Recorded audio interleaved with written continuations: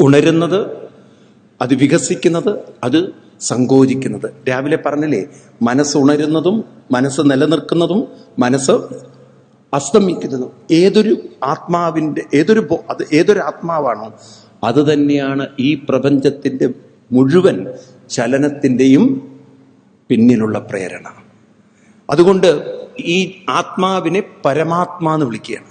എല്ലാ മനസ്സുകളെയും ഉയർത്തുന്ന, എല്ലാ പ്രകൃതിയുടെ ചലനത്തെയും പ്രേരണ കൊടുക്കുന്ന ഒരേ ബോധത്തെ അതിന്റെ അനന്തതയിൽ പറയുമ്പോൾ പരമാത്മാവ് പറയും. നമ്മുടെ ഉള്ളിലാവുമ്പോൾ പറയും ആത്മാവെന്ന് പറയും.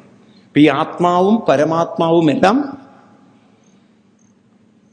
എന്ന് പറയൂ നിങ്ങൾ, ഇതെല്ലാം വേറെ വേറെയാണോ? എല്ലാം ഒന്ന് തന്നെ. അപ്പൊ മനസ്സിനെ ഉണർത്തുന്ന അതേ ആത്മാവ് തന്നെയാണ് ഈ പ്രകൃതിയെ മുഴുവൻ നിയമം കൊടുത്ത് ചലിപ്പിച്ച് നിലനിർത്തി അതിനെ പരിവർത്തനം വരുത്തിക്കൊണ്ടിരിക്കുന്നത്. പ്രകൃതിക്ക് സ്വയം നിയമങ്ങൾ ഉണ്ടാക്കാൻ ഉറക്കെ പറയൂ, സാധ്യല്ല. ആ പ്രകൃതിക്ക് നിയമം കൊടുക്കുന്ന അതിൻ്റെ പിന്നിലൊരു അനന്ത ബോധമുണ്ട്. ഇതാണ് ലളിതാ സഹസ്രനാമത്തിന്റെ ലാസ്റ്റ് കൊണ്ടെത്തിക്കുന്ന ശിവശക്തി ഐക്യരൂപിണി. ശിവൻ എന്ന ബോധവും ശക്തി എന്ന പ്രകൃതിയും രണ്ടും സമന്വയിച്ചതാണ് ഈ ജീവിത സത്യം. ഇന്ന് മോഡേൺ സയൻസ് എവിടെ എത്തി നിൽക്കുന്ന അറിയോ? ഈ പോയിന്റിലാണ്. ദിസ് യൂണിവേഴ്സ് എന്ന് പറയുന്ന, ഈ എനർജി എന്ന് പറയുന്ന ആ ഒബ്സർവ്ഡ് എനർജിയെ ഒബ്സർവറിൽ നിന്നും ഇൻസെപ്പറേറ്റ് ചെയ്യാൻ പറ്റില്ല. You cannot separate the energy or the observed from the observer എന്നാണ്. കാണുന്ന നിരീക്ഷകനിൽ നിന്ന് ഈ കാണുന്നതിനെ സെപ്പറേറ്റ് ചെയ്യാൻ പറ്റുന്നില്ല. അത് രണ്ടും പരസ്പര പൂരകങ്ങളായി നിൽക്കുന്നു. ഞാനിതൊക്കെ പറയുമ്പോണ്ടല്ലോ, ഇന്നത്തെ ആധുനിക ഭൗതിക ശാസ്ത്രം ഭാരതത്തിന്റെ ചിന്താഗതികളുടെ അടുത്തേക്ക് വരികയാണ്. ഈശാവാസ്യമിതം സർവം യത്കിഞ്ച ജഗത്യാം ജഗത്. ഇതാണ് നാളത്തെ ശാസ്ത്രത്തിന്റെ പ്രഖ്യാപന ശ്ലോകങ്ങൾ. ഹിന്ദുമതം അവിടെ എത്താൻ പോകുന്നത്. അപ്പൊ നമ്മളിതൊക്കെ ഒന്ന് പഠിക്കണ്ടേ? എന്ത് പൊട്ടത്തരാണ് നമ്മളെയൊക്കെ പഠിപ്പിച്ചു വെച്ചിരിക്കുന്നത്. പ്രകൃതിക്ക് നിയമം ഉണ്ടത്ര, പ്രകൃതി നിയമം. പ്രകൃതിക്ക് ഒരു നിയമം ഉണ്ടാക്കാൻ പറ്റില്ല. കാരണം ഇറ്റ്സ് എ കോൺസ്റ്റന്റ്ലി മൂവിങ് ആണ്, ചേഞ്ചിങ് ആണ്. അതിനെങ്ങനെ നിയമം ഉണ്ടാക്കാൻ പറ്റും? അത് നിയമത്തെ പറയൂ അനുസരിക്കണം. ഓരോ സെല്ലുകൾ രൂപപ്പെടുമ്പോൾ നിങ്ങൾ നോക്കൂ, ഒന്നുകൂടി ഞാൻ പറയാം. അമ്മയുടെ വയറ്റിൽ ഒരു കുഞ്ഞുണ്ടാകുമ്പോൾ ആദ്യം തലയാണ്. അത് ഏതേത് അവയവങ്ങളൊക്കെ ഉണ്ടാകണമെന്നൊരു നിയമം അനുസരിച്ചില്ലായിരുന്നെങ്കിൽ ഈ കൈകൾ എങ്ങനെ രണ്ടും ഒരേ പ്രൊപ്പോർഷനിൽ വരിക? ഈ കാലും ഒരേ പ്രൊപ്പോർഷനിൽ വരിക? ഇത് നിയമത്തെ അനുസരിച്ചില്ലെങ്കിൽ എന്തായിരിക്കും സംഭവിക്കുക? അതിന്റെ ഇഷ്ടപ്രകാരമാണത് വളരുന്നെങ്കിൽ എന്താ സംഭവിക്കുക? നിങ്ങളുടെ ഷേപ്പ് ഇതാവില്ല. നോക്കൂ, നമ്മുടെ ഷേപ്പ് എത്ര കൃത്യമായിട്ടാണ് ഒരു അളവിലാണ് വന്നിരിക്കുന്നത്. കാലുകൾ രണ്ടും ഒരുപോലെ, കൈ രണ്ടും ഒരേ അളവിൽ ആണോ? എക്സെപ്ഷണൽ ഒന്നോ രണ്ടോ അങ്ങോട്ടുണ്ടെങ്കിലും അല്ലാത്തതെല്ലാം ഒരു കൃത്യ അളവിലല്ലേ? എന്താ മിണ്ടാത്തത് നിങ്ങൾ? അപ്പൊ ഒരു നിയമത്തെ ഇത് അനുസരിക്കുകയാണോ, ഇത് നിയമം ഉണ്ടാക്കുകയാണോ? ഒന്നുകൂടി എനിക്ക് വ്യക്തമാക്കി തരൂ നിങ്ങൾ. ഇത് നിയമത്തെ അനുസരിക്കുകയാണ്. നിയമവും പ്രകൃതിയും രണ്ടും രണ്ടാണ്. പ്രകൃതി നിയമമല്ല, പ്രകൃതി നിയമത്തെ അനുസരിക്കുകയാണ്. മനസ്സിലായില്ലേ? ദ ലോ ഓഫ് ഗ്രാവിറ്റി എന്നാണ് ഫിസിക്സ് പഠിപ്പിക്കുന്നത്. ലോ ഓഫ് ഗ്രാവിറ്റി അല്ല, the gravity is following law. Relativity law അല്ല, the relativity is following law. അതനുസരിക്കുകയാണ്. ആ രീതിയിലല്ല നമ്മളെ പഠിപ്പിച്ചിരിക്കുന്നത്. നമ്മളെ പഠിപ്പിച്ചത് തെറ്റാണ്. പ്രകൃതി ഇന്ന് വരെ നിയമം ഉണ്ടാക്കിയിട്ടില്ല.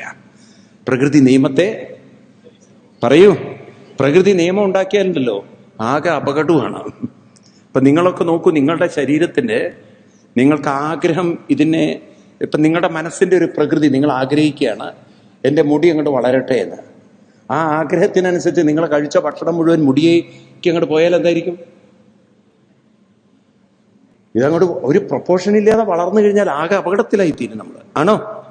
വേണ്ടതിനും സേവനം ചെയ്യുവാൻ അവസരം ലഭിക്കുകയുണ്ടായി.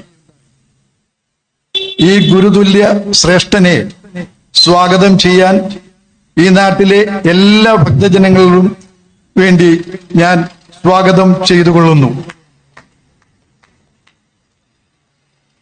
അടുത്തതായി പി സരോജിനി അമ്മ സാർ. സരോജിനി അമ്മ സാറ് മതിൽഭാഗം ഗവൺമെന്റ് UP സ്കൂളിലെ ഒന്നാം സാർ ആയിരുന്നു. ഒന്നാം സാർ എന്ന് പറയുന്നത് തന്നെയാണ് സാറിന് ഇഷ്ടമെന്നും തോന്നുന്നു. മതിൽ ഭാഗത്തെ പ്രസിദ്ധനായ കുറുപ്പ് ചേട്ടന്റെ മകളായ സരോജിനി അമ്മ സാർ കുട്ടികൾക്ക് പ്രിയങ്കരിയായ അധ്യാപികയായിരുന്നു. സാറിനെയും ഈ മഹത് കർമ്മത്തിലേക്ക് സ്വാഗതം ചെയ്തുകൊള്ളുന്നു. പിന്നെ സ്വാമിജിയാണ്. സംപൂജ്യ സ്വാമിജിയെ സ്വാഗതം ചെയ്യാൻ കിട്ടിയത് എന്റെ ഒരു വലിയ ഭാഗ്യം തന്നെയാണ്. അദ്ദേഹത്തിനെ പ്രത്യേകമായി ഇനിയും സ്വാഗതം ചെയ്യേണ്ട കാര്യമില്ല. ശ്രീവല്ലഭപുരിയും ഈ നാട്ടിലെ എല്ലാ ഭക്തജനങ്ങളും അദ്ദേഹത്തെ 2 ദിവസം മുമ്പ് തന്നെ സ്വാഗതം ചെയ്തു കഴിഞ്ഞു. എങ്കിലും ഈ ചടങ്ങിന്റെ പ്രാധാന്യമോർത്ത് ഞാൻ അദ്ദേഹത്തെ ഈ ചടങ്ങിലേക്ക് സ്വാഗതം ചെയ്തുകൊള്ളുന്നു.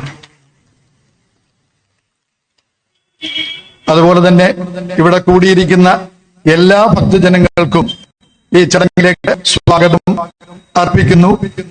നിർത്തുന്നു. നന്ദി, നമസ്കാരം.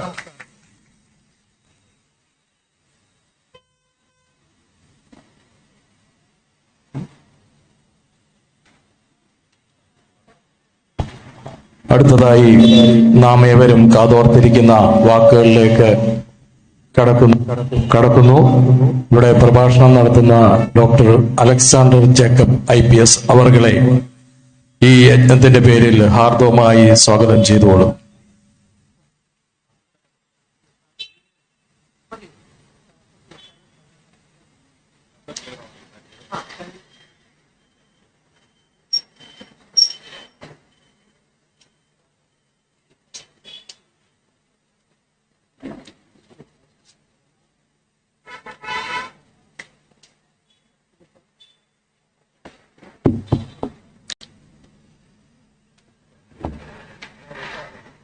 എന്റെ ആരാധനാപാത്രമായ സ്വാമിജി ഉദിത് ചൈതന്യ അവറുകളെ, ഇന്ന് അവാർഡ് ലഭിക്കുന്ന 2 ഗുരുശ്രേഷ്ഠരെ, ഈ അമ്പലമുറ്റത്ത് അടിച്ചുകൊണ്ടിരിക്കുന്ന ഭക്തജനങ്ങളെ, ദൂരെ ഇരുന്ന് കേൾക്കാൻ സാധ്യതയുള്ള ഈ ദേശത്തെ നാനാജാതി മതസ്ഥരായ നിവാസികളെ, വളരെ സന്തോഷമുള്ള ഒരു ചടങ്ങിലേക്കാണ് ഞാൻ ക്ഷണിക്കപ്പെട്ടത്.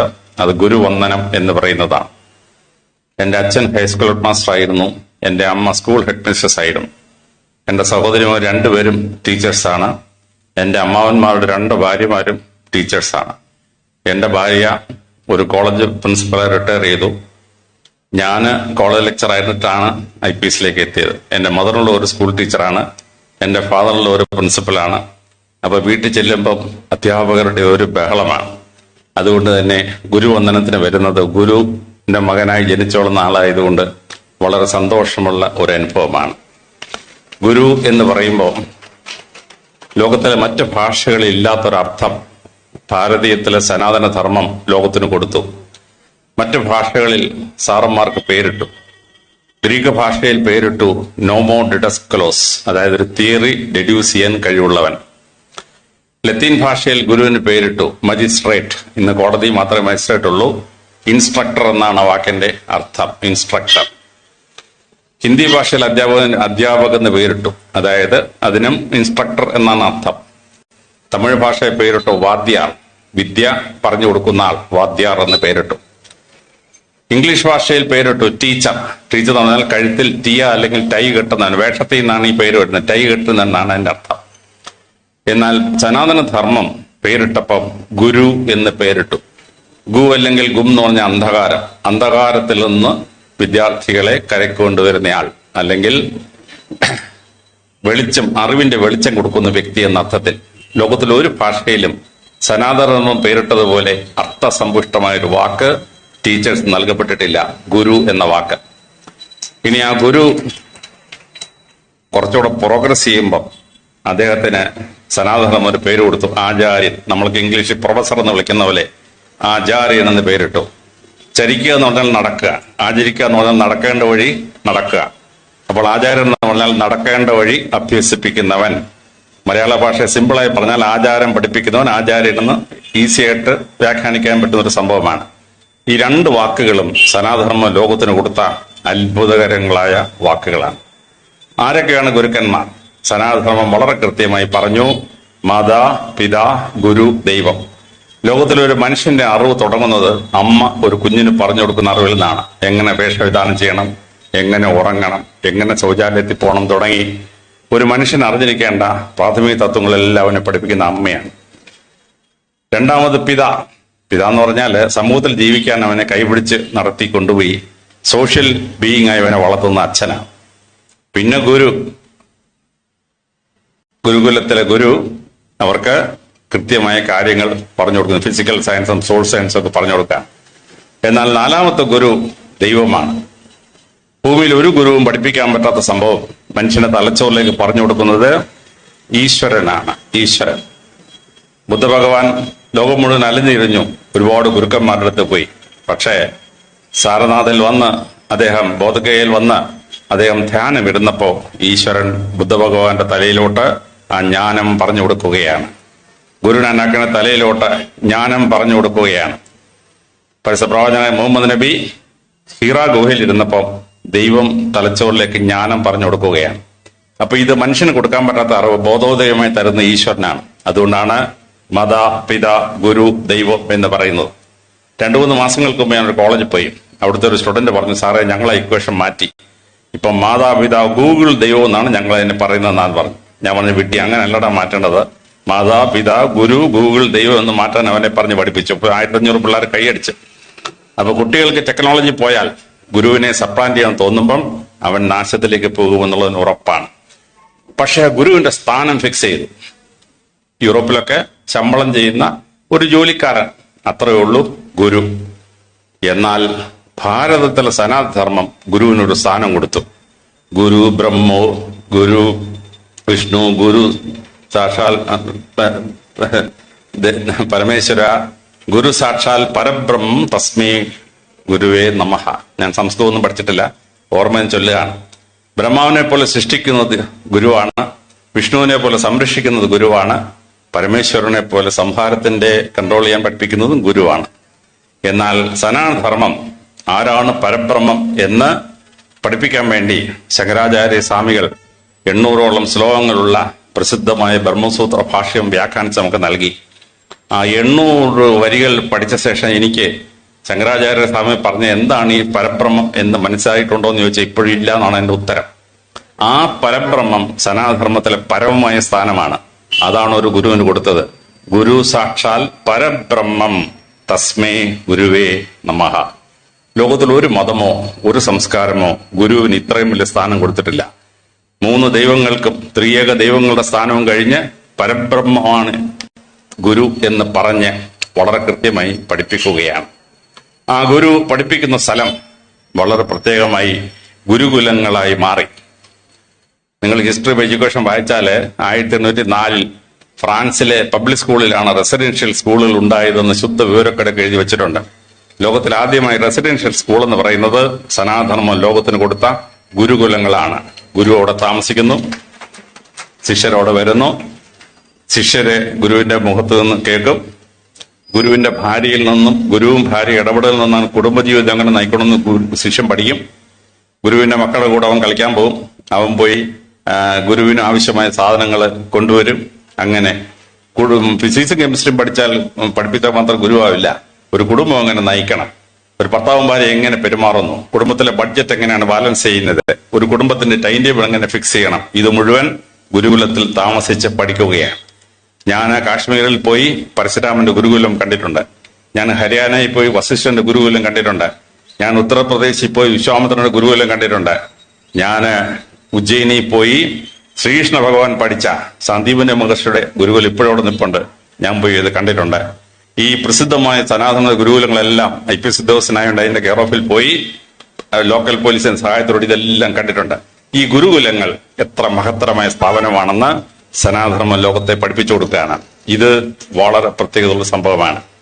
ഇനി ഈ ഗുരു പഠിപ്പിക്കുന്ന സ്ഥലം എങ്ങനെയാണ് രൂപപ്പെടേണ്ടത്, അത് വേദവ്യാസൻ വളരെ കൃത്യമായി മഹാഭാരതത്തിൽ നമുക്ക് പറഞ്ഞു തരികയാണ്. വേദവ്യാസൻ പറയുന്നു, ഒരു ഗുരുകുലം ത്രിവേണി സംഗമം ആയിരിക്കണം. ത്രിവേണി സംഗമം എന്ന് പറഞ്ഞാൽ 3 നദികൾ ചേരുന്ന ഒരു സ്ഥലമാണ്. ഗംഗാ നദിയും യമുന നദിയും ചേർന്ന് നമുക്ക് കണ്ണുകൊണ്ട് കാണാൻ പറ്റും. സരസ്വതി നദി ഭൂമിക്കടിയിലൂടെ വന്ന് അവിടെ ചേരുമെന്നാണ് ഭാരതീയ സങ്കല്പം. ആ സങ്കല്പം ശരിയാണെന്ന് 2004 അമേരിക്കൻ സാറ്റലൈറ്റ്സ് ഇന്ത്യയുടെ ഭൂമിക്കടിയിലുള്ള ജലസ്രോതസ്സുകളെ പറ്റി മാപ്പ് ചെയ്തു, സാറ്റലൈറ്റ് സ്റ്റഡി ചെയ്തു. അപ്പോഴാണ് മനസ്സിലാവുന്നത് ത്രിവേണി സംഗമത്തിൽ റിയലി ഭൂമിക്കടിയിൽ ഒരു നദി വന്നുചേരുന്നു എന്ന് അമേരിക്കൻ സാറ്റലൈറ്റ്സ് കണ്ടുപിടിച്ചപ്പോഴാണ് നമ്മുടെ സനാതനത്തിന്റെ സങ്കല്പം സത്യമാണ് എന്നവിടെ കണ്ടെത്തിയത്. ഞാൻ 1989 ത്രിവേണി സംഗമത്തിലെ കുംഭമേള കാണാൻ പോയിരുന്നു. അസുലഭമായ ഒരു അവസരമാണ്. അങ്ങനെ 12 കുംഭമേളകൾ കഴിയുമ്പോൾ 144 വർഷം തികയുമ്പോൾ മഹാകുംഭമേള വരികയാണ്. അത് ആര് കണ്ടാലും മോക്ഷം കിട്ടുമെന്ന് വേദവ്യാസൻ നമ്മളെ പറഞ്ഞ് പഠിപ്പിച്ചു. കഴിഞ്ഞ വർഷം കുംഭമേള ഉണ്ടായി. ഈ വർഷം 2020 കുംഭമേള ഉണ്ടായി. വേദവ്യാസൻ പറയുന്ന ടെലിവിഷൻ ഒന്നും ഉണ്ടായിരുന്നില്ല. ഇപ്പൊ ടെലിവിഷനിലൂടെ നമ്മളെല്ലാം നമ്മുടെ വീടിന്റെ വരാന്തയിൽ ഇരുന്ന് മഹാകുംഭമേള കണ്ടു. വേദവ്യാസൻ പറയുന്നതനുസരിച്ച് കണ്ട സ്ഥിതിക്ക് ഇവിടെ ഇരിക്കും നമ്മളെല്ലാവർക്കും മോക്ഷം കിട്ടിയെന്ന് ഉറപ്പാണ്. വേദവ്യാസൻ പറഞ്ഞിട്ടുള്ളത് കണ്ടാൽ മോക്ഷം കിട്ടുമെന്ന്. വീഡിയോ ടെലിവിഷനിലൂടെ നമ്മളത് കണ്ടു. ഈ മഹത്തായ ഈ ത്രിവേണി സംഗമ സങ്കല്പം വേദവ്യാസൻ നമ്മളെ പഠിപ്പിക്കുന്നു. അധ്യാപകനാകുന്ന ഗംഗയും വിദ്യാർത്ഥിയാകുന്ന യമുനയും മാത്രം ഒത്തുചേർന്നാൽ ത്രിവേണി സംഗമാവില്ല. രക്ഷകർത്താവുന്ന സരസ്വതി വല്ലപ്പോഴെങ്കിലും അവിടെ ഒന്ന് ചേരണം. എങ്കിലേ ഒരു നല്ല PTA വർക്ക് ചെയ്യാതെ ഒരു വിദ്യാലയം, ഒരു ഗുരുകുലം ശരിയാവില്ല. ഇത് വളരെ ശ്രദ്ധേയമായി നമ്മളെ പഠിപ്പിക്കുന്ന അത്ഭുതകരമായ തത്വമാണ്. വേദവ്യാസൻ പഠിപ്പിക്കുകയാണ് വിദ്യാലയങ്ങൾ, ഗുരുകുലങ്ങൾ ത്രിവേണി സംഗമം ആയിരിക്കണം. വളരെ ശ്രദ്ധേയമായി ഗുരു എന്തൊക്കെയാണ് പഠിപ്പിക്കേണ്ടത്? ഇത് വളരെ കൃത്യമായി നമ്മുടെ ഉപനിഷത്തുകൾ നമ്മളെ പഠിപ്പിക്കുകയാണ്. വളരെ ശ്രദ്ധേയമായി പറയുന്നു, ആചാര്യാം പാദമാദത്തെ പാദം ശിഷ്യ സ്വമേധയാ പാദം സബ്രഹ്മചാരിഭ്യോ പാദം കാലക്രമേണ ച. ആചാര്യൻ അല്ലെങ്കിൽ ഗുരു നമ്മുടെ അറിവിന്റെ 4 തരാനേ അവർക്ക് ബാധ്യതയുള്ളൂ. പല അപ്പനും അമ്മയും മുഴുവൻ സാറ് പഠിപ്പിച്ചോണമെന്ന് പറഞ്ഞ് സാറന്മാരുടെ ശല്യം ചെയ്യും. പക്ഷേ വേദവ്യാസൻ വളരെ കൃത്യമായി പറയുന്നു, ആചാര്യം പാദമാദത്തെ. ഒരു മനുഷ്യന്റെ അറിവിന്റെ 4 മാത്രമേ ഗുരു തരേണ്ട ആവശ്യമുള്ളൂ. പാദം ശിഷ്യ സ്വമേധയാ 4 അറിവ് അവൻ സ്വയം നേടേണ്ടതാണ്. അവൻ പത്രം വായിച്ച്, പുസ്തകം വായിച്ച്, ലൈബ്രറിയിൽ പോയി, അവന്റെ കമ്പ്യൂട്ടറിൽ കയറി, ടെലിവിഷനിലൂടെ കമ്പ്യൂട്ടറിലൂടെ പഠിക്കാനുള്ള കാര്യങ്ങൾ കമ്പ്യൂട്ടറിലൂടെ പഠിച്ച് ഇങ്ങനെ അവൻ അറിവ് സ്വയം നേടേണ്ടതാണ് 4. പിന്നുള്ള പാദമോ അത് സബ്രഹ്മചാരിപ്യോ. ബ്രഹ്മചാരികൾ ഒരുമിച്ച് ഗുരുകുലത്തിൽ താമസിക്കുമ്പോൾ ഒരു ബ്രഹ്മചാരി പറയും, എടാ എനിക്ക് ഇങ്ങനൊരു അനുഭവം ഉണ്ടായി, ഞാൻ കാട്ടിപ്പോയപ്പോ ഇങ്ങനൊരു സംഭവം ഉണ്ടായി. മറ്റേ ബ്രഹ്മചാരി പറയും, എനിക്ക് ഇങ്ങനൊരു സംഭവം ഉണ്ടായി, എന്നെ ഗുരുഭക്തി ഇന്നലെ ഒരു കാര്യം പറഞ്ഞ് പഠിപ്പിച്ചു തന്നു, ഗുരു ഒരു തത്വം പഠിപ്പിച്ചു തന്നു. ഇതൊക്കെ ബ്രഹ്മചാരികൾ സംഭാഷണം ചെയ്യുമ്പോൾ അങ്ങോട്ടും ഇങ്ങോട്ടും അറിവ് പോവും. അതായത് പിയർ ഗ്രൂപ്പ് ഇൻഫ്ലുവൻസ് ആണ് 4 അറിവ്. ബാക്കി 4 കൊടുക്കേണ്ട ആവശ്യമില്ല. പാദം കാലക്രമേണ നമ്മൾ പ്രായമാകുമ്പോൾ ലൈഫിന്റെ എക്സ്പീരിയൻസിലൂടെ ബാക്കി 4 അറിവ് നമുക്ക് വരികയാണ്. ലോകത്തിൽ വേദവ്യാസൻ കൊടുത്തതിനേക്കാൾ നല്ലൊരു അഡ്വൈസ് ലോകത്തിൽ ഒരു ആചാരം തന്നിട്ടില്ല. മനുഷ്യന്റെ അറിവിന് 4 ഭാഗം. ആചാര്യം പാദമാദത്തെ പാദം ശിഷ്യ സമേതയ പാദം സബ്രഹ്മചാരിപ്യോ പാദം പിന്നെ കലക്രമണച്ച. ഇപ്പൊ നമ്മുടെ വീട്ടിൽ നമ്മളൊരു മകനോ മകളോ പഠിക്കുമ്പോൾ ഈ 4 ഗുരു തന്നോ നമ്മൾ നോക്കണം. 4 അവൻ സ്വയം പഠിക്കാനുള്ള സാഹചര്യം അപ്പനും അമ്മയും വീട്ടിൽ ഉണ്ടാക്കി കൊടുക്കണം. 3 കുട്ടി കളിക്കാൻ പോകരുത്, വീട്ടിൽ 24 മണിക്കൂർ പഠിക്കണമെന്ന് ഞാൻ മൊണ്ണയായിപ്പോ. സഹബ്രഹ്മചാരികളോട് സ്കൂളിൽ പോയി കളിക്കാനും പന്ത് കളിക്കാനും ഒക്കെ കുട്ടിയെ വിടണം. അപ്പൊ 4 സഹബ്രഹ്മചാരികളിൽ നിന്ന് പഠിക്കും. ബാക്കി പിന്നെ അവൻ ജീവിതാനുഭവം കൊണ്ട് പഠിച്ചുകൊള്ളും. ഈ 4 ഇക്വേഷൻ കറക്റ്റ് ആവുമ്പോൾ അവൻ വിദ്യാഭ്യാസം പൂർണ്ണമാവുകയാണ്. വളരെ കൃത്യമായ വേദവ്യാസൻ അത് ഡിഫൈൻ ചെയ്ത് തരുകയാണ്.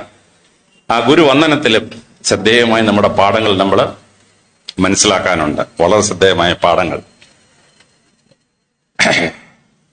ഗുരുവന്ദനം ചെയ്യുന്നത് എങ്ങനെയെന്ന് രാമായണത്തിലും മഹാഭാരതത്തിലും ധാരാളം പാഠങ്ങളിലൂടെ നമ്മൾ മനസ്സിലാക്കി തരുകയാണ്. ഗുരുവിനെ വന്ദിക്കുമ്പോൾ ശ്രദ്ധിക്കേണ്ട കാര്യം, വേദവ്യാസനോട് ചോദിക്കുകയാണ്, ഭൂമിയിൽ എവിടെയെങ്കിലും സ്വർഗമുണ്ടോ? വൈശമ്പായനൻ ചോദിക്കുന്നു, ശിഷ്യൻ ചോദിക്കുന്നു. അതിന് വേദവ്യാസൻ പറയുന്ന മറുപടിയുണ്ട്. വൈശമ്പായന, ഭൂമിയിലെ സ്വർഗം അമ്മയുടെ കാൽപാദമാണ്. 1ാമത്തെ ഗുരുവായ അമ്മയുടെ കാൽപാദമാണ് ഭൂമിയിലെ സ്വർഗം. ഭൂമിയിൽ നിന്ന് പോകാൻ വേണ്ടി ഒരുപാട് മാർഗങ്ങളുണ്ട്. സ്വച്ഛന്ത മൃത്യു വരിക്കാം, അപകടത്തിൽ മരിക്കാം, വല്ലവരും നമ്മളെ കൊല്ലാം, നമുക്ക് ആത്മഹത്യ ചെയ്യാം, പല പല മാർഗം. പക്ഷെ ഭൂമിയിലേക്ക് വരാൻ ആകെ ഒരു മാർഗ്ഗമേ ദൈവം തന്നിട്ടുള്ളൂ, അമ്മയുടെ ഗർഭപാത്രം. അല്ല ഒരു മാർഗവും ഇല്ല. അങ്ങനെ അറിവിന്റെ ആദ്യ പാഠങ്ങൾ തന്ന ഗുരു അമ്മയുടെ കാൽപാദമാണ് ഭൂമിയിലെ സ്വർഗം. വേദവ്യാസം നമുക്ക് പറഞ്ഞു തരികയാണ്. ഗുരുവന്ദനം തുടങ്ങുന്നത് അമ്മയുടെ കാൽപാദത്തിൽ വന്നിച്ചുകൊണ്ടാണ്. ശ്രദ്ധേയമായ ഗുരുവന്ദന പാഠം നമുക്ക് പറഞ്ഞു തരികയാണ്. ഈ വലിയ ഗുരുവന്ദന പാഠം നമ്മൾ പഠിക്കുമ്പോൾ, ഗുരുവിന്റെ സ്ഥാനം മനസ്സിലാക്കേണ്ടത് പഠിക്കുമ്പോൾ, നമുക്ക് നമ്മുടെ പുരാണങ്ങളിലെ, നമ്മുടെ ഇതിഹാസങ്ങളിലെ മഹത്തായ ഗുരു സങ്കല്പം കൃത്യമായി മനസ്സിലാക്കണം. അതിലേറ്റവും ആദ്യത്തെ ഗുരു സങ്കല്പമാണ് കുട്ടി പഠിക്കുന്നത് ഗർഭത്തിലിരുന്നുകൊണ്ട് തുടങ്ങും എന്ന പ്രസിദ്ധമായ പാഠം. അഭിമന്യു ചക്രവ്യൂഹം പൊളിക്കാൻ പഠിച്ചത് അമ്മയുടെ ഗർഭത്തിലിരുന്നുകൊണ്ടാണ്. അഷ്ടാവക്രൻ വയറ്റിലിരുന്നുകൊണ്ട് അച്ഛൻ പറഞ്ഞ മന്ത്രം തെറ്റി. അച്ഛൻ എന്ന ഉറക്കച്ചെറുവിലിരുന്ന് മന്ത്രം ചൊല്ലിയങ്ങ് തെറ്റിപ്പോയി. പക്ഷെ ഗർഭത്തിലിരുന്ന കുട്ടി ഇത് പഠിച്ച ശേഷം കുട്ടി തിരുത്തി. അഷ്ടാവക്രൻ ദേഷ്യം വന്ന് ഗർഭിണിയായ ഭാര്യയുടെ വയറ്റിലൊരു തൊഴിയങ്ങ് വെച്ചു കൊടുത്തു. ഇപ്പോഴെങ്ങാണമായിരുന്നെങ്കിൽ തന്തപ്പടി ഒരു 7 കൊല്ലം ജയിലിൽ കിടന്നായിരുന്നു. ഗർഭിണിയെ തൊഴിച്ചാൽ 7 കൊല്ലം ശിക്ഷ ഇപ്പോഴത്തെ നിയമത്തില്. അന്ന് ആ നിയമമൊന്നും ഇല്ലാത്തതുകൊണ്ട് തന്ത രക്ഷപ്പെട്ടുപോയി. അങ്ങനെ വളമുള്ളവനായി അഷ്ടാവക്രൻ ജനിച്ചു. ഞാൻ ഭൂമിയിൽ പഠിച്ച ഗ്രന്ഥങ്ങളിൽ ഭഗവത്ഗീത കഴിഞ്ഞാൽ എനിക്ക് ഏറ്റവും കൂടുതൽ അറിവ് തന്നൊരു പുസ്തകമാണ് അഷ്ടാവക്ര ഗീത. അതിലെ 8 തത്വങ്ങൾ അസാധാരണ പുസ്തകമാണ്. വായിച്ചിട്ടില്ലാത്ത ആരെങ്കിലും ഉണ്ടെങ്കിൽ അഷ്ടാവക്ര ഗീത ഒന്നെടുത്ത് വായിച്ച് മനസ്സിലായിക്കോണം. പ്രഹ്ലാദൻ വളരെ ശ്രദ്ധേയമായി ഗർഭത്തിരുന്നുകൊണ്ട് പഠിക്കുകയാണ്. അദ്ദേഹത്തിന്റെ അച്ഛൻ പറഞ്ഞു, ദൈവത്തെ ഒന്നും വിളിക്കാൻ പാടില്ല, നിങ്ങള് രാജാവിന്റെ പേര് പറഞ്ഞ് വിളിച്ചോണമെന്ന് പറഞ്ഞു. ഇത് ദേവന്മാർക്ക് ഇഷ്ടപ്പെട്ടില്ല. ദേവന്മാരെന്ത് ചെയ്തു? പ്രഹ്ലാദൻ വയറ്റിലിരിക്കുന്ന സമയത്ത് കയാതു അമ്മ ഗർഭിണി നടക്കാൻ പോയി. 300 മീറ്ററിൽ ഒരു ദിവസം ഗർഭിണി നടന്നാൽ സുഖപ്രസവം ഉണ്ടാവും, ഗർഭഛിദ്രം ഉണ്ടാവുകയില്ല. അതുകൊണ്ട് കയാതു ഒരു തോഴിയും കൊണ്ട് നടക്കാൻ പോയി. ദേവന്മാരെന്ത് ചെയ്തു? കയാതുവിനെ കിഡ്നാപ്പ് ചെയ്തുകൊണ്ട് പോക്കളാൻ. അപ്പൊ ദേവന്മാരുടെ ഉടങ്ങാൻ കൊണ്ട് താമസിച്ചാൽ ഹിരണ്യകശിപു പിടിക്കും. അതുകൊണ്ട് അവരെന്ത് ചെയ്തു? അവര് നാരദ മുനിയുടെ വീട്ടിൽ കൊണ്ട് താമസിപ്പിച്ചു കയാതുവിനെ. കയാതുവിന്റെ വയറ്റിൽ കിടന്നു. അപ്പൊ അവിടെ ഈ നാരദ മുനിക്കൊരു സ്വഭാവമുണ്ട്, നാരായണ നമ എന്ന് പറഞ്ഞുകൊണ്ടിരിക്കും. അത് വയറ്റിൽ കിടന്നുകൊണ്ട് പ്രഹ്ലാദൻ കേട്ട് പഠിച്ചു. അവസാനം അസുരന്മാർക്ക് മനസ്സിലായി കയാതു ഇവിടെ ഉണ്ടെന്ന്. അങ്ങനെ നാരദന്റെ അവിടെ വന്നിട്ട് കയാതുവിനെ അസുരന്മാർ കൊണ്ടുപോയി. അങ്ങനെ വയറ്റിൽ കിടന്നുകൊണ്ടാണ് ഈ നാരായണ നമ എന്ന് പറയാൻ പഠിച്ചത്. അവസാനം ഹിരണ്യകശിപു ചോദിച്ചു, എവിടാ നിന്റെ ദൈവം? ഭാഗവതത്തിൽ എന്നെ വളരെ സ്പർശിച്ചൊരു ഭാഗമാണ് പ്രഹ്ലാദന്റെ മറുപടി. മണ്ണിലും വെണ്ണിലും തൂണിലും തൂരുമ്പിലും ദൈവമിരിക്കുന്നു. വയറ്റി വെച്ച് കേട്ട് പഠിച്ച. അങ്ങനെ നാരായണ നമ എന്ന് പറയാൻ വേണ്ടി നാരദന് കഴിയുകയാണ്. ഇന്ന് ശാസ്ത്രം, ഭാരതീയ ശാസ്ത്രം പറഞ്ഞത് ശരി എന്ന് തെളിയിച്ചിരിക്കുകയാണ്. ഇംഗ്ലണ്ടിൽ ഒരു ഗവേഷണം നടന്നു. ഇംഗ്ലണ്ടിൽ 100 ഗർഭിണികൾക്ക് അവർ കിടക്കുന്ന ബെഡ്റൂമിൽ ഒരേ പാട്ട് തന്നെ വെച്ചുകൊണ്ടിരുന്നു. സ്ത്രീകൾ പ്രസവിച്ചു കഴിഞ്ഞ് കുട്ടി കരഞ്ഞാൽ ആ കുട്ടി ഗർഭത്തിരുന്നപ്പോൾ വെച്ച പാട്ട് ഓൺ ചെയ്താൽ കുട്ടി കരച്ചു നിർത്തും. വേറെ ഏത് പാട്ട് കേട്ടാലും കുട്ടി കരച്ചു നിർത്തുകയില്ല. അപ്പൊ കുട്ടി വയറ്റിൽ കിടന്നുകൊണ്ട് പാട്ട് കേട്ടിരുന്നു എന്ന് വളരെ കൃത്യമായി നമുക്ക് മനസ്സിലായി. ജർമ്മനിയിലെ പ്രസിദ്ധനായ സംഗീതജ്ഞനായിരുന്നു മൊസാർട്ട്. അദ്ദേഹം വളരെ ശ്രദ്ധേയമായി അദ്ദേഹത്തിന് ആത്മകഥ എഴുതിയിട്ടുണ്ട്. 6ാമത്തെ വയസ്സിൽ പാട്ടുകൾ എഴുതി തുടങ്ങി 36ാമത്തെ വയസ്സായപ്പോഴേക്കും 6000-ഓളം ഗാനം കണ്ട് രചിച്ചു മൊസാർട്ട്. മൊസാർട്ട് പറയുന്നു, ഞാൻ സംഗീതജ്ഞനാവാനുള്ള കാരണം ഞാൻ വയറ്റിൽ കിടന്ന 10 മാസവും എന്റെ അമ്മ വിയന്ന കത്തീഡ്രലിൽ സംഗീതം പഠിക്കുന്ന കോർ ഗ്രൂപ്പിൽ അംഗമായിരുന്നു. അമ്മ പാട്ട് പാടുന്നത് വയറ്റിൽ കിടന്നുകൊണ്ട് കേട്ട് പഠിച്ചിട്ടാണ് ഞാൻ ഇങ്ങനെ ആയതെന്ന് മൊസാർട്ട് പറയുകയാണ്. ഫ്രാൻസിൽ ഒരു ഗവേഷണം നടന്നു. 100 ഗർഭിണികൾക്ക് ചതുര ഷേപ്പിലുള്ള കുട്ടികളുടെ ഫോട്ടോ കാണാൻ കൊടുത്തു ഗർഭകാലത്ത്. ആ സ്ത്രീകൾ ഗർഭകാലം കഴിഞ്ഞ് പ്രസവിച്ചപ്പോൾ കുഞ്ഞിന്റെ മുഖം ശ്രദ്ധിച്ചപ്പം അപ്പന്റെ അമ്മയുടെ മുഖച്ചായ ഉണ്ട്, പക്ഷെ ആ മുഖത്തിൽ ഒരു ചതുര ഷേപ്പ് ഫോം ചെയ്യുന്നതായിട്ട് കണ്ടു. വേറൊരു 100 ഗർഭിണികൾക്ക് ത്രികോണാകൃതിയിൽ മുഖമുള്ള കുറുക്കന്റെ കൂട്ടം മുഖമുള്ള കുട്ടികളുടെ ഫോട്ടോ കാണാൻ കൊടുത്തു. ആ സ്ത്രീകൾ പ്രസവിച്ചപ്പോൾ കുട്ടിക്ക് അച്ഛനമ്മയുടെ മുഖച്ചായ ഉണ്ട്, പക്ഷെ ഒരു ത്രികോണാകൃതി ഫോം ചെയ്യുന്നതായിട്ട് കണ്ടു. വയറ്റിൽ കിടന്നുകൊണ്ട് കുട്ടി എന്ത് കാണുന്നുവോ അത് കുട്ടിയെ സ്വാധീനിക്കുന്നുവെന്ന് ശാസ്ത്രം അസന്നിഗ്ധമായി ഇപ്പോൾ തെളിയിച്ചിരിക്കുകയാണ്. സനാതനധർമ്മം നൂറ്റാണ്ടുകൾക്ക് മുമ്പ് നമ്മളെ പഠിപ്പിച്ച ഒരു പാഠമുണ്ട്. ഒരു സ്ത്രീ ഗർഭിണിയായി കഴിഞ്ഞാൽ ഉടൻ തന്നെ അമ്പലത്തിൽ പോയി പ്രാർത്ഥിച്ച ശേഷം ഒരു ഉണ്ണികൃഷ്ണന്റെ ഫോട്ടോ വാങ്ങിച്ചോണ്ട് വരും. ഗുരുവായൂരപ്പന്റെ ഉണ്ണികൃഷ്ണൻ ഭാവത്തിലുള്ള ഒരു ഫോട്ടോ. എന്നിട്ട് ഈ ഗർഭിണി കിടക്കുന്ന മുറി ചെന്ന് ഗർഭിണി കാണത്തക്ക രീതിയിൽ വെച്ചേക്കും. ഉണ്ണികൃഷ്ണന്റെ ഫോട്ടോ കണ്ടുകൊണ്ട് ഗർഭകാലം കഴിച്ചു കൂട്ടിയാൽ ഉണ്ണികൃഷ്ണനെ എപ്പോഴൊരു കുഞ്ഞുണ്ടാകുമെന്നുള്ള വലിയ വിശ്വാസം, സനാതനധർമ്മത്തിന്റെ വിശ്വാസം ശരിയെന്ന് ഫ്രാൻസിലെ ഗവേഷണം തെളിയിച്ചിരിക്കുകയാണ്. ജർമ്മനിയിൽ ഒരു ഗവേഷണം നടന്നു. 100 ഗർഭിണികൾക്ക് ശാസ്ത്രജ്ഞന്മാരുടെ ജീവചരിത്രം വായിക്കാൻ കൊടുത്തു. ശാസ്ത്രജ്ഞന്മാരുടെ ജീവചരിത്രം വായിച്ച സ്ത്രീകൾ പ്രസവിച്ച കുട്ടികൾക്ക് മാത്സ്, ഫിസിക്സ്, കെമിസ്ട്രിക്കൊക്കെ ഭയങ്കര മാർക്ക്. ഈ അമ്മ ഗർഭത്തിൽ കിടന്നപ്പോൾ വായിച്ച ഈ സംഗതികളൊക്കെ കേട്ടിട്ട് കുട്ടിക്ക് ആ വിഷയങ്ങളിൽ ഭയങ്കര കഴിവ്. വേറെ 10-100 ഗർഭിണികൾക്ക് യുദ്ധവീരന്മാരുടെ ജീവചരിത്രം വായിക്കാൻ കൊടുത്തു. Julius Caesar, Napoleon, Fernand great ഒക്കെ ജീവചരിത്രം വായിക്കാൻ കൊടുത്തു. അത് വായിച്ച സ്ത്രീകൾ, പ്രസവിച്ച കുട്ടികൾ പിന്നെ വളർന്നോളം നിന്നപ്പം ഭൂരിപക്ഷം പേരും പട്ടാളത്തിലും പോലീസിലും വെച്ച ആ കാക്കയോടൊരു സ്നേഹം. പിന്നെ ഒരു 10-100 ഗർഭിണികൾക്ക് വായിക്കാൻ കൊടുത്തത് കത്തോലിക്ക സഭയുടെ വിശുദ്ധന്മാരുടെ ജീവചരിത്രങ്ങളാണ്. ആ കത്തോലിക്കരുടെ വിശുദ്ധന്മാരുടെ ജീവചരിത്രം വായിച്ച സ്ത്രീകൾ പ്രസവിച്ച കുട്ടികളിൽ ഭൂരിപക്ഷവും പിൽക്കാലത്ത് അച്ഛന്മാരും കന്യാസ്ത്രീകളുമായി. ഗർഭകാലത്ത് ഈ അമ്മ ഏത് മഹാന്റെ ജീവചരിത്രമാണോ വായിക്കുന്നത് അത് ആ കുഞ്ഞിനെ സ്വാധീനിക്കുന്ന ശാസ്ത്രം തെളിയിച്ചിരിക്കുകയാണ്. ഇത് തന്നെയാണ് സനാതനം നമ്മൾ പഠിപ്പിച്ചത് നൂറ്റാണ്ടുകൾക്ക് മുമ്പ്. ഒരു സ്ത്രീ ഗർഭിണിയായി കഴിഞ്ഞാൽ എന്ത് ചെയ്യണം, രാവിലെ പ്രാർത്ഥിക്കുമ്പോൾ ആ സ്ത്രീ ചെയ്യേണ്ടത് എന്താണ്. എന്നെ അമ്പരിപ്പിച്ചൊരു പുസ്തകമുണ്ട്, ബ്രഹ്മപുരാണം. ലോകത്തിലെ മറ്റെല്ലാ ഗ്രന്ഥങ്ങളും ലോകം ഉണ്ടായിട്ട് 6000 കൊല്ലം BC 4004 ലോകം ഉണ്ടായെന്നാണ് ഈ സെമിറ്റിക് മതങ്ങളൊക്കെ പഠിപ്പിച്ചത്. പക്ഷെ ബ്രഹ്മപുരാണം പറയുന്നു കോടികൾ വർഷങ്ങൾക്ക് മുമ്പ് ഒരു ചെറിയ ആറ്റം പൊട്ടിത്തെറിച്ച് 50,000 നക്ഷത്രങ്ങളായി മാറി. അതായത് 1930 നമ്മുടെ റേഡിയോ ടെലിസ്കോപ്പ് എന്ന സ്ഥലത്തെ പ്രസിദ്ധനായ ശാസ്ത്രജ്ഞൻ പറഞ്ഞു ബിഗ് ബാങ് തിയറി. ഈ ബിഗ് ബാങ് തിയറി 4000 വർഷത്തിന് മുമ്പ് ബ്രഹ്മപുരാണത്തിൽ കൃത്യമായി രേഖപ്പെടുത്തിയിട്ടുണ്ട്. ലോകത്തിലെല്ലാവരും പറഞ്ഞു ഭൂമി പരന്നതാണ്, ബാക്കിയെല്ലാം പരന്നാന്ന് പറഞ്ഞു.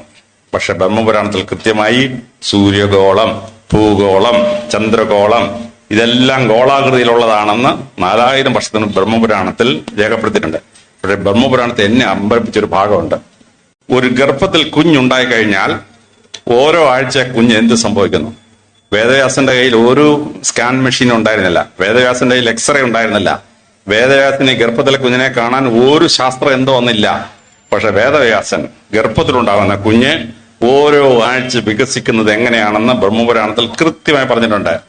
ആ ബ്രഹ്മപുരാണത്തിൽ ഗർഭിണി ആ ഓരോ കുഞ്ഞു വളർന്ന പ്രായത്തിൽ എന്താണ് ചെയ്യേണ്ടതെന്നും കൃത്യമായി രേഖപ്പെടുത്തിയിട്ടുണ്ട് 4000 കൊല്ലത്തിന് മുമ്പ്. അപ്പോൾ ഗർഭകാലത്ത് ഒരു അമ്മ ചെയ്യേണ്ടത് എന്താണെന്ന് നമ്മുടെ സനാതനം പഠിപ്പിക്കുന്നത് കൃത്യമായി പഠിച്ച് മനസ്സിലാക്കാൻ നമുക്ക് ഓരോരുത്തർക്കും ഇരിക്കണം. അപ്പൊ വിദ്യാഭ്യാസം തുടങ്ങുന്നത് ഗർഭത്തിൽ നിന്നാണെന്ന് സനാതനം പഠിപ്പിക്കുകയാണ്.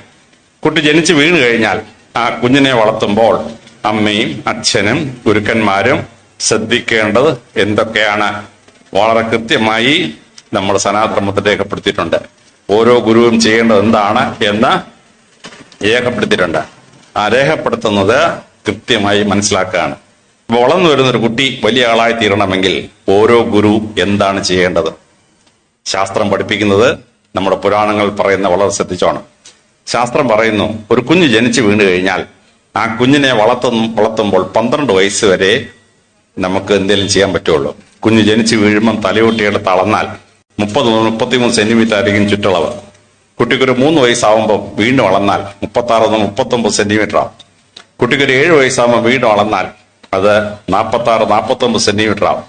കുട്ടിക്ക് 12 വയസ്സാകുമ്പോൾ 7ാം ക്ലാസ് ആവുമ്പോൾ വീണ്ടും അളന്നാൽ അത് 50-56 സെന്റിമീറ്റർ ആവും.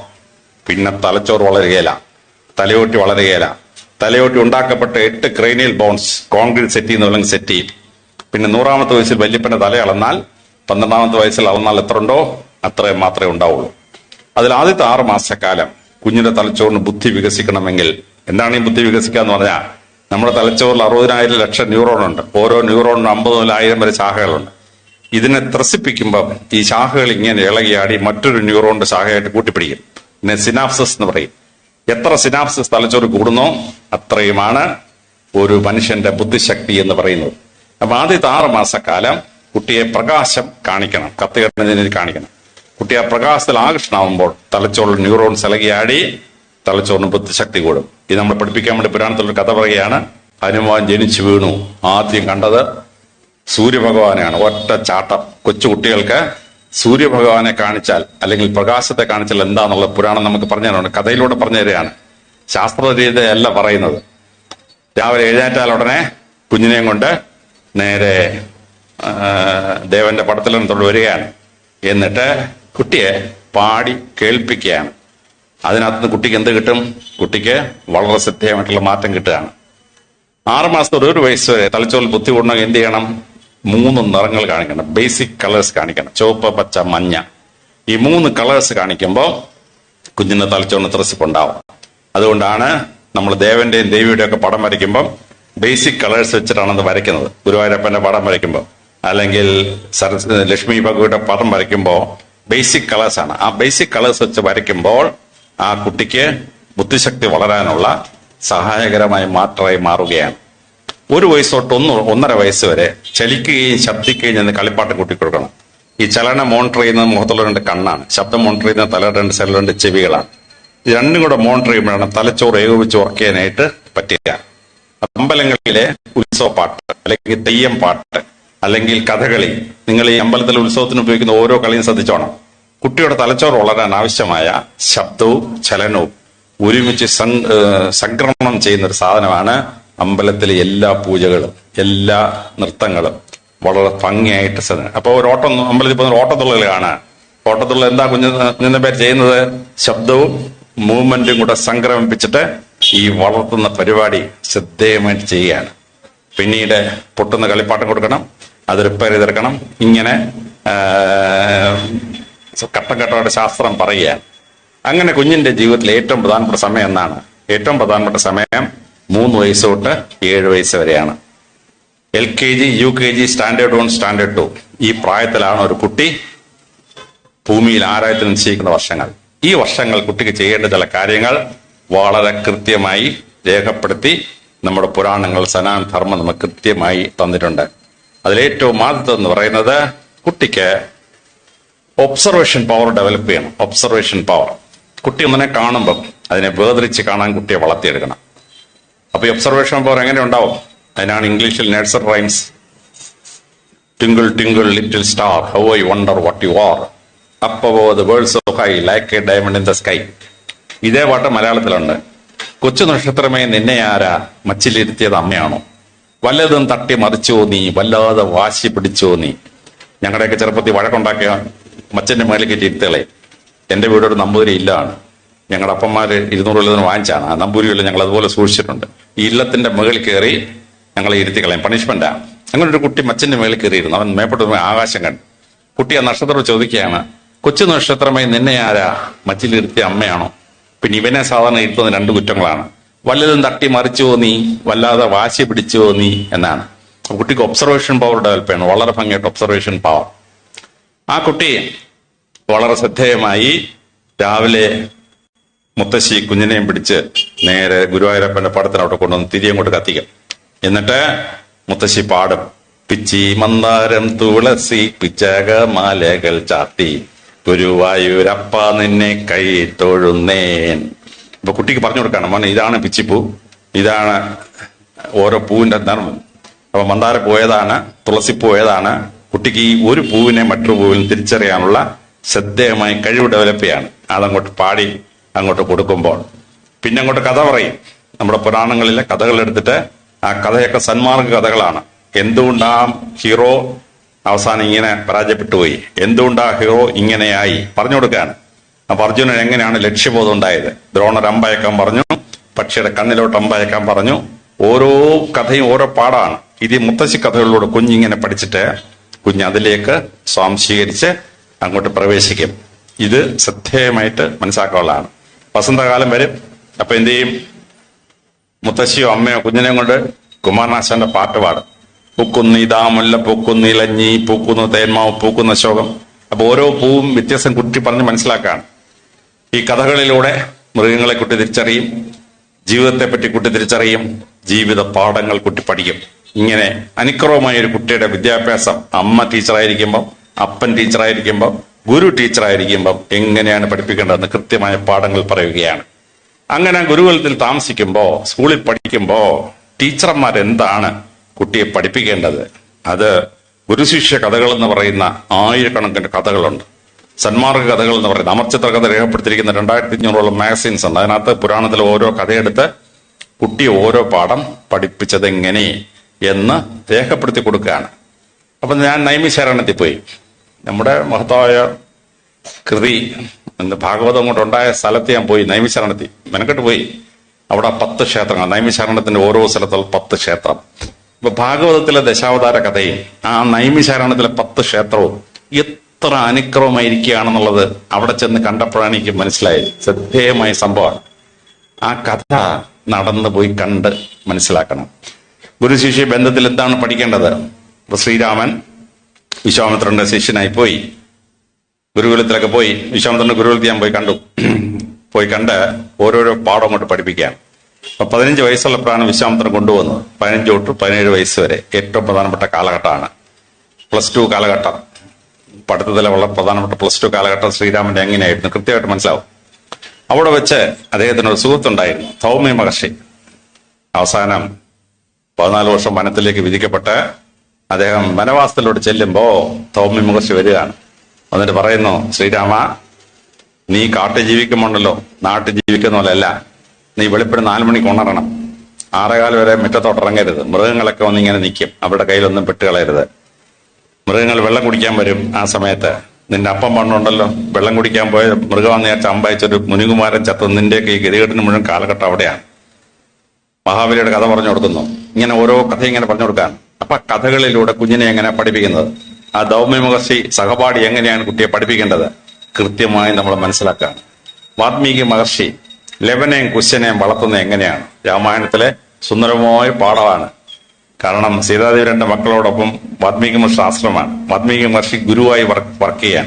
അപ്പൊ ലവനെയും കുശനെ ഓരോ പാഠം പഠിപ്പിച്ച് ഗുരു പഠിപ്പിച്ച എങ്ങനെയാണ് കൃത്യമായി നമുക്ക് മനസ്സിലാവും.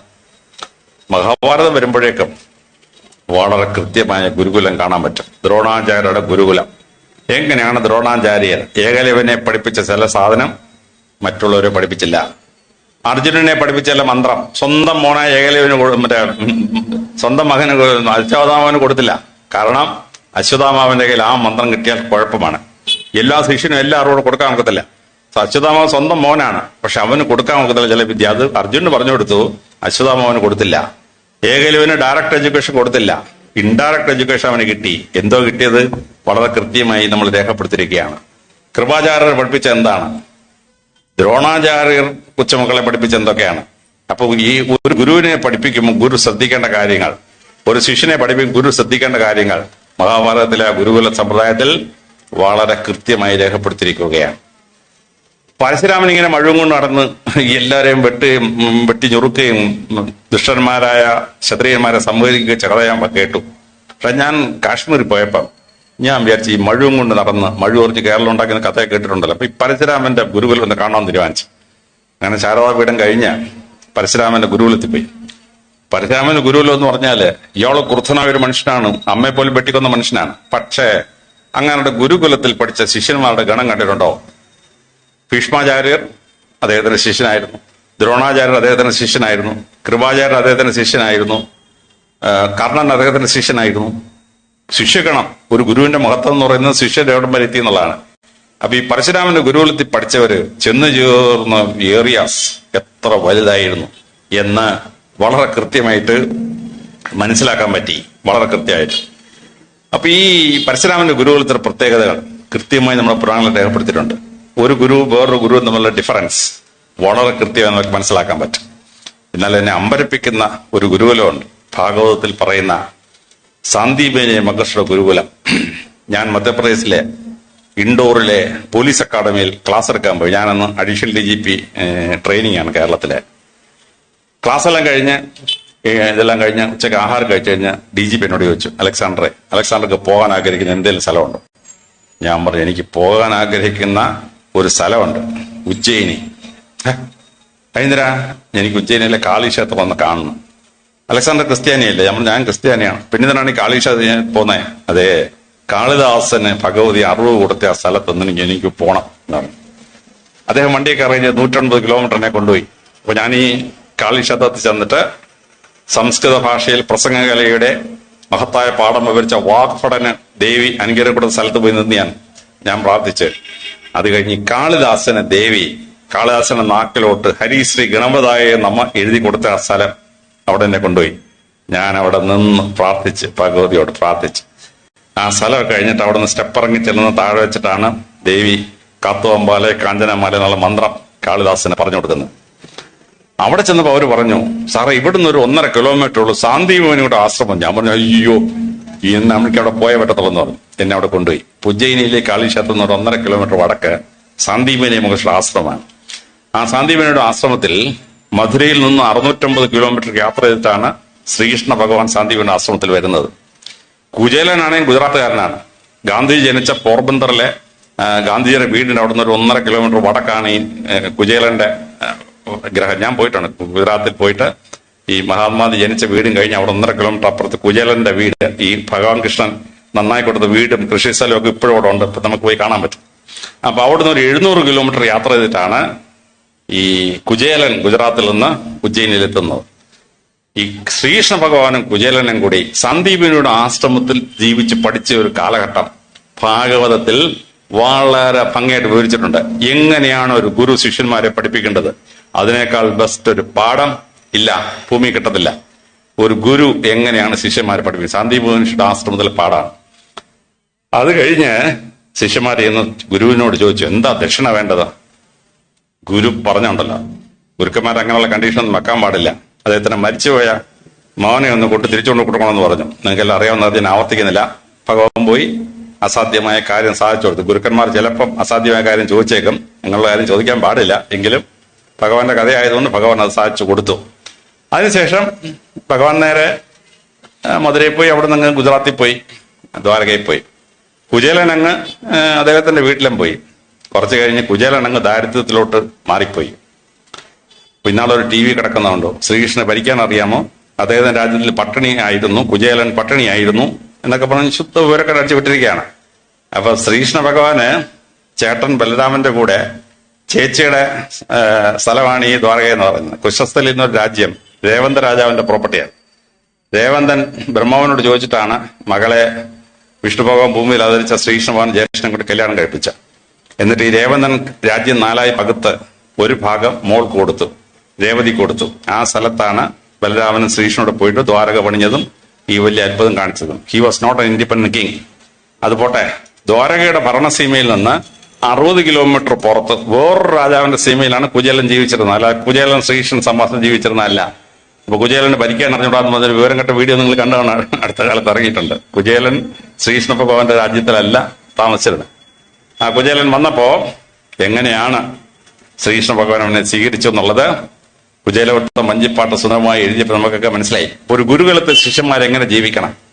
അവിടെ വെച്ച് ഈ അവല് മരിച്ച് കൂടുള്ള സഹപാഠി കൊടുക്കാത്തതുകൊണ്ടുള്ള ഗതികേട് അവിടെയാണ്. സാന്ദീപനി മഹർഷി ഇവരെ പഠിപ്പിച്ച് ശ്രദ്ധിച്ച കാര്യമാണ്. അത് 64 തന്ത്രങ്ങൾ പഠിപ്പിച്ചപ്പോ സാന്ദീപനി മഹർഷി 64 തന്ത്രങ്ങൾ പഠിപ്പിച്ച എങ്ങനെയാണ്? ഭാഗവതത്തിൽ പറയുന്ന ഭാഗം ഗുരു ശിഷ്യ ബന്ധം, ഗുരു എങ്ങനെയായിരിക്കണം എന്നുള്ളത് വളരെ കൃത്യമായി ഭാഗവതത്തിൽ പഠിപ്പിക്കുകയാണ്. അതാണ് ഭാരതത്തിന്റെ ഗുരു ആരാണ്, ഗുരു ശിഷ്യന്മാരെ എങ്ങനെ പഠിപ്പിക്കണം, ആ ശിഷ്യന്മാർ തമ്മിൽ പാലിച്ചിരിക്കേണ്ട പാഠം എന്താണ്. അവിടെ പാലിക്കാൻ പാടില്ലാത്തൊരു പാഠം മഹാഭാരതത്തിൽ പഠിപ്പിക്കുകയാണ്. പരശുരാമന്റെ ഗുരുകുലത്തിൽ ദ്രോണരും പാഞ്ചാലനും ഒരുമിച്ച് ജീവിക്കാം. ദ്രോണരോട് പാഞ്ചാലൻ പറഞ്ഞു, നീ ഒന്നും പേടിക്കണ്ടാ, ഞാൻ കുറച്ച് കഴിഞ്ഞ് രാജാവാവും, നീ അങ്ങ് വന്നാൽ മതി, എന്തെങ്കിലും പ്രശ്നം ഞാൻ പരിഹരിച്ചതെന്ന് പറഞ്ഞു. അവസാനം ഭരണമെല്ലാം കഴിഞ്ഞു പോയി. പാഞ്ചാലൻ രാജാവായി, ദ്രോണർ ദാരിദ്ര്യത്തിലായി. ദ്രോണര് പാഞ്ചാലനെ സഹായം ചോദിക്കാൻ വന്നു. അപ്പോ വേദവ്യാസൻ സുന്ദരമായൊരു ശ്ലോകമാണ്, പണ്ഡിതോന് ബന്ധു പാമര, 4 തരം ആളുകൾ തമ്മിൽ കൂട്ടുകൂടാൻ പാടില്ല. പണ്ഡിതനും പാമരന്റെ കൂട്ടുകൂടാൻ പാടില്ല, രാജാവ് പ്രജയോട് കൂട്ടുകൂടാൻ പാടില്ല, 4 ബന്ധമാണ്. അങ്ങനെ ദ്രോണരെ കരയിച്ചിറക്കി വിട്ടു.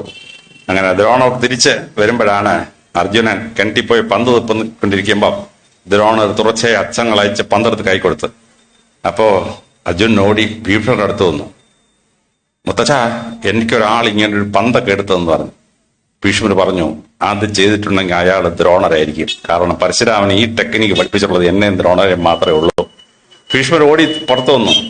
ദ്രോണരെ കണ്ട, ദ്രോണരെ എവിടെ പോയിട്ട് വരുന്നു? ദ്രോണരെ പറഞ്ഞു, നമ്മൾ തമ്മിൽ പഠിച്ച കാലത്ത് മറ്റവനല്ലേ പാഞ്ചാലൻ, അവൻ എന്നെ നാണം കരുതി വിട്ടു എന്ന് പറഞ്ഞു.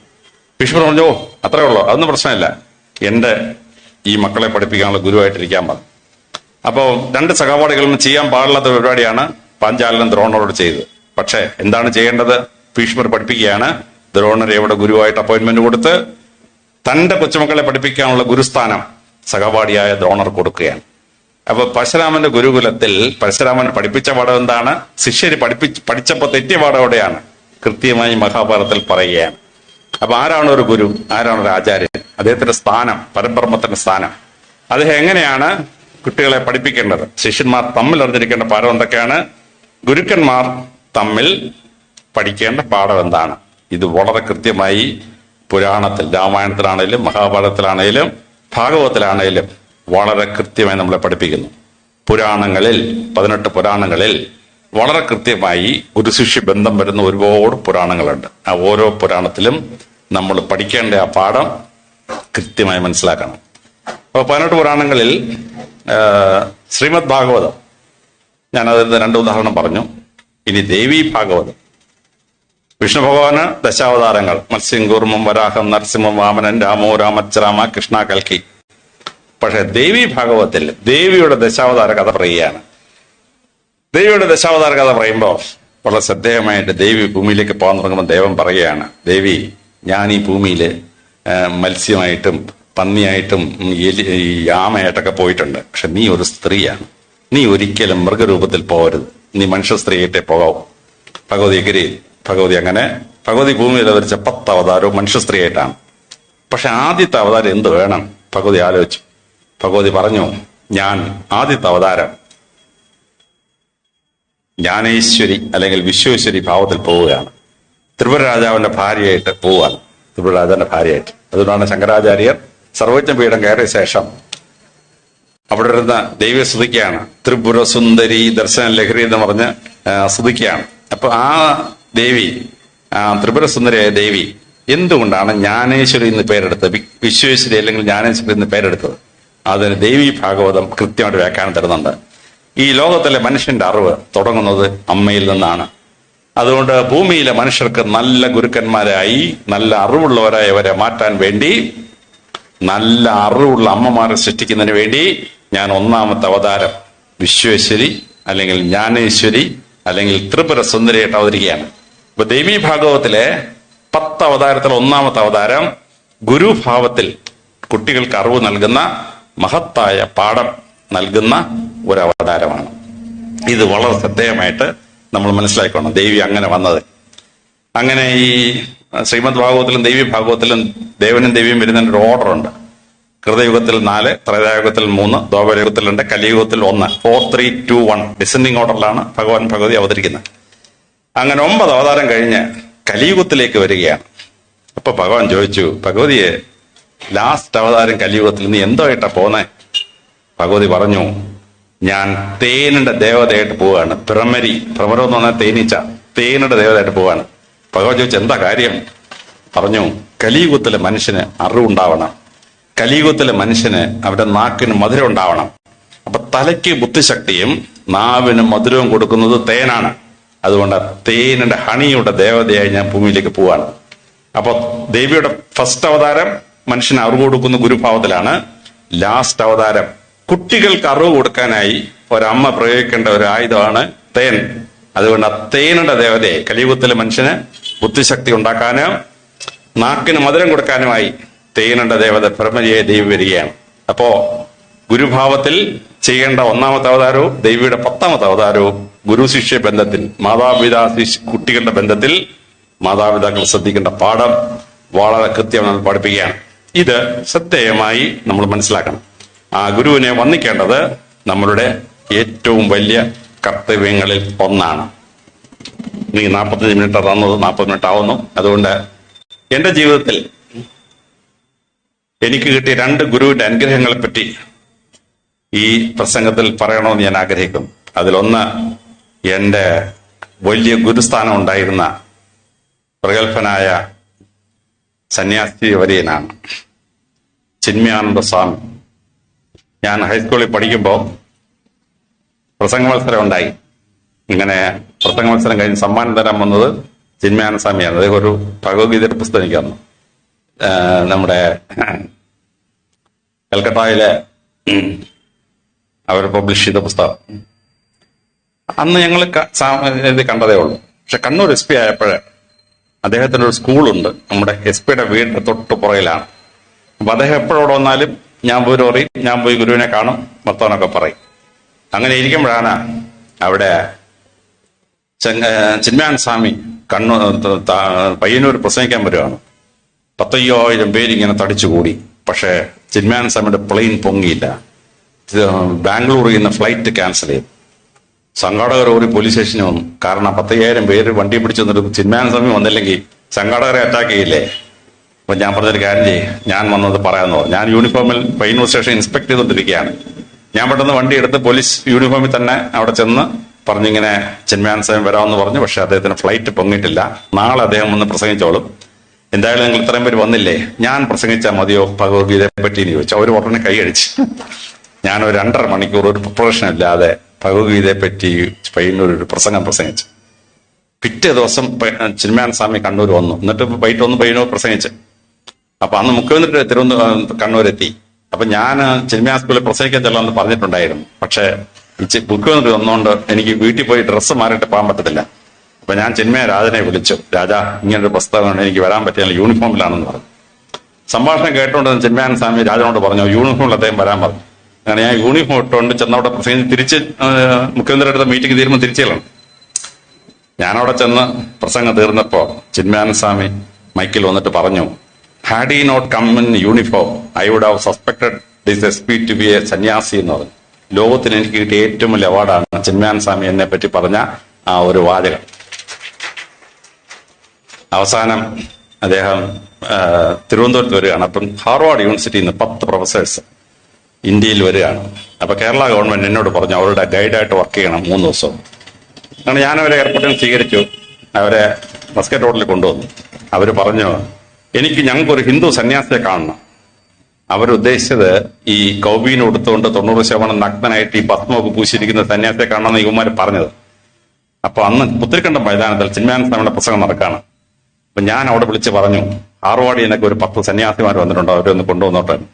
ചിന്മയാനന്ദ സ്വാമി പറഞ്ഞു ഫ്രണ്ടിൽ ഒരു 10 സീറ്റ് ഒതുക്കി ഇടാൻ പറഞ്ഞു.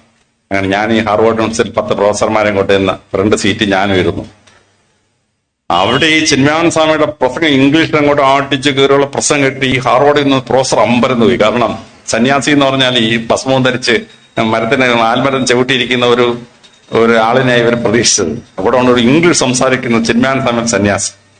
അത് കഴിഞ്ഞപ്പോൾ ഞാൻ ഇവരോട് പറഞ്ഞു, നിങ്ങളെ സ്വാമിയെ ഒന്ന് കൊണ്ട് കാണിക്കാമെന്ന് പറഞ്ഞു. പ്രസംഗം കഴിഞ്ഞ ഉടനെ ഞാൻ ഇവരെ കൊണ്ട് അവിടെ ചെന്നു. അപ്പൊ ഹാർവാർഡിലെ ഫിസിക്സ് പ്രൊഫസർ ചിന്മയാനന്ദ സ്വാമിയോട് ചോദിച്ചു, Swamiji you say maya maya, what is maya, can you explain, can you touch it? Chinmayananda Swami എന്തെന്നറിയാമോ, മുകളിലൊരു ലൈറ്റ് ഉണ്ടായിരുന്നു. ആ ലൈറ്റിന് നേരെ മുമ്പ് അദ്ദേഹത്തിന് കൈ ഇങ്ങനെ പിടിച്ചിട്ട് കൈയുടെ നേരിൽ താഴെ കണ്ടു. അദ്ദേഹം ചോദിച്ചു, is it shadow true? They said yes. Can you remove it? No. Can you touch it? No. Is it real?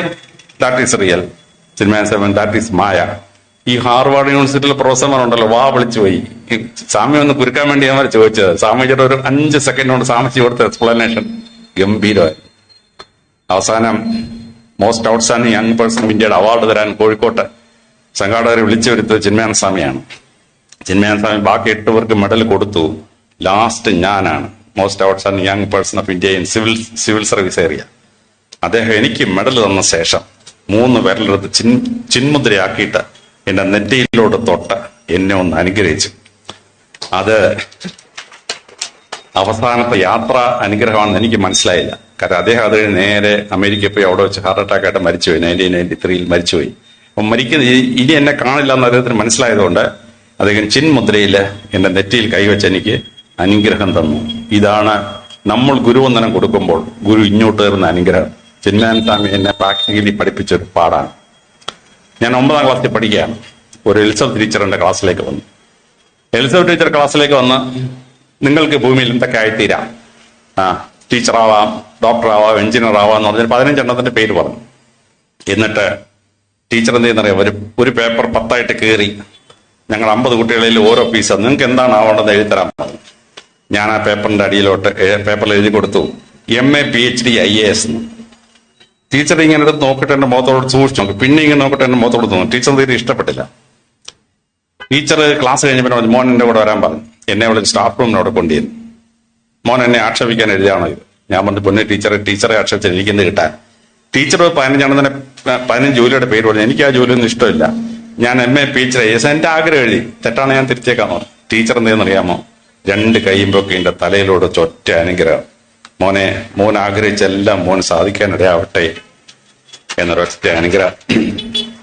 ഞാനന്ന് ഒരമ്മയെന്ന് എഴുതി കൊടുത്തോളൂ, ഞാൻ 4 അമ്മ എടുത്തു. ഒരു PhD എഴുതി കൊടുത്തു, 2 PhD എടുത്തു.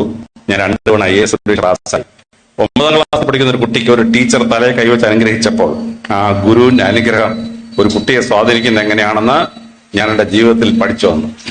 ഇതാണ് ഗുരുവിനെ വന്ദിക്കുമ്പോൾ ഗുരു ചെയ്യുന്ന വലിയ അനുഗ്രഹം. ഭാരതീയ ശാസ്ത്രത്തിൽ ഒരു ചെറുക്കനും പെണ്ണും കല്യാണം കഴിക്കാൻ കല്യാണപ്പന്തൽ കയറിയാൽ അനുഗ്രഹം വായിക്കാൻ ഒരുപാട് പേരുണ്ടാവും. പക്ഷേ പെറ്റമ്മയും അപ്പനും അനുഗ്രഹം കൊടുക്കുന്നതിന് മുമ്പ് ഭാരതീയ ശാസ്ത്രത്തിൽ ആദ്യ അനുഗ്രഹം കൊടുക്കേണ്ടത് ഗുരുവന്ദനമാണ്. നമുക്ക് ഇഷ്ടമുള്ള ഗുരു അങ്ങോട്ട് കയറി ഗുരുവിന് നമ്മൾ വെറ്റിലേയും പാക്കും വെച്ച് അനുഗ്രഹം കൊടുത്ത് കാലത്തൊട്ട് വന്നിക്കും. ഗുരു നമ്മുടെ തലത്തൊട്ട് അനുഗ്രഹിച്ചു. ആ ഗുരുവിന്റെ വന്ദനം കഴിഞ്ഞല്ലാതെ സ്വന്തം പെറ്റമ്മ അപ്പനും കല്യാണപ്പന്തൽ കയറാൻ ഒക്കെയില്ല. അതാണ് സനാതനധർമ്മം ഗുരുവിന് കൊടുക്കുന്ന സ്ഥാനം. അപ്പനേക്കാളും അമ്മയെക്കാളും ആ ഗുരു വന്ദനം എന്ന് പറഞ്ഞത് വലിയൊരു സ്ഥാനമാണ്. ഞാൻ DGP ആയിട്ട് 3 സ്റ്റാറുള്ള വണ്ടിയില് പന്തളത്തുനിന്ന് പത്തനംതിട്ടയോട് പോയിക്കൊണ്ടിരിക്കുകയാണ്. ഞാൻ നോക്കിയപ്പോൾ എന്നെ പഠിപ്പിച്ചൊരു സാറ് ഒരു ചെറിയ മുണ്ടൊക്കെ എടുത്തൊരു കാലം കുടയായിട്ട് ഇങ്ങനെ നടന്നു പോകുന്നു. 10-75 വയസ്സുണ്ട് അദ്ദേഹത്തിന്. ഞാൻ കാറ് നിർത്തണമെന്ന് പറഞ്ഞു. കാറ് നിർത്തി ഇറങ്ങി ഓടിച്ചെന്ന് ഗുരുവിന്റെ കാലത്തൊട്ട് വന്നിച്ച് തിരിച്ച് കാറെ കയറിയപ്പം ഡ്രൈവറോട് ചോദിച്ചു, ആരാ സാറേ ഈ പേട്ടുകളവൻ സാറിന് പോയി കാലത്തൊട്ട് വന്നിക്കുന്നു? ഇടാ, എന്നെ ഹൈസ്കൂളിൽ പഠിപ്പിച്ച ടീച്ചറാരാ. അയ്യോ ഡ്രൈവറോട് ക്ഷമിക്കണം സാറേ, എനിക്ക് അറിയാൻ പറ്റിപ്പോയാൽ. അപ്പോ ഗുരുവിന്റെ കാലത്തൊട്ട് വന്നിക്കുന്നത് ഭൂമിയിലെ ഏറ്റവും വലിയ സംഭവമാണ്. ഗുരുവന്ദനം സനാതനധർമ്മത്തിൽ വളരെ പ്രധാനപ്പെട്ട സ്ഥാനമാണ്. പെറ്റമ്മയും അപ്പനും അനുഗ്രഹം തരുന്നതിന് മുമ്പ് കല്യാണപ്പന്തലിൽ അനുഗ്രഹം തരാൻ പോലുള്ള അവകാശം ഗുരുവിനാണ്. നമ്മൾ ഓരോരുത്തരെയും നാം ആക്കിയത് നമ്മുടെ ഗുരുക്കന്മാരാണ്. ഈ ദേശത്തെ ഏറ്റവും പ്രസിദ്ധ 2 ഗുരുക്കന്മാരെ ഇന്ന് ഈ പുണ്യക്ഷേത്രത്തിന് മുമ്പിൽ അനുഗ്രഹിക്കാനായി വിളിച്ചു വരുത്തിയിരിക്കുകയാണ്. നിങ്ങളെ ഓരോരുത്തരെയും നിങ്ങളാക്കിയ മഹാന്മാർ, മഹതികൾ, അവരുടെ കുട്ടികൾ ഇന്ന് IAS ഉൾപ്പെടെയുള്ള എത്രയോ സ്ഥാനങ്ങളിലെത്തി ഈ ദേശത്തിന് വിളക്കുകളായി മാറി. അവരെയൊക്കെ ആ സ്ഥാനത്ത് എത്തിച്ചത് ഈ ഗുരുവര്യന്മാർ ആ ക്ലാസ്സിൽ നിന്ന് പഠിപ്പിച്ച ആ പാഠങ്ങളിൽ നിന്നാണ് അവരൊക്കെ ആ നിലയിലെത്തിയത്. അങ്ങനെ ഈ ദേശത്തെ മഹാന്മാരെ സൃഷ്ടിച്ച ഈ 2 ഗുരുവര്യന്മാർക്കും എന്റെ ഗുരുവന്ദനം അർപ്പിച്ചുകൊണ്ട് എന്റെ വാക്കുകൾ ഞാൻ ഉപസംഹരിക്കുന്നു. നമസ്കാരം.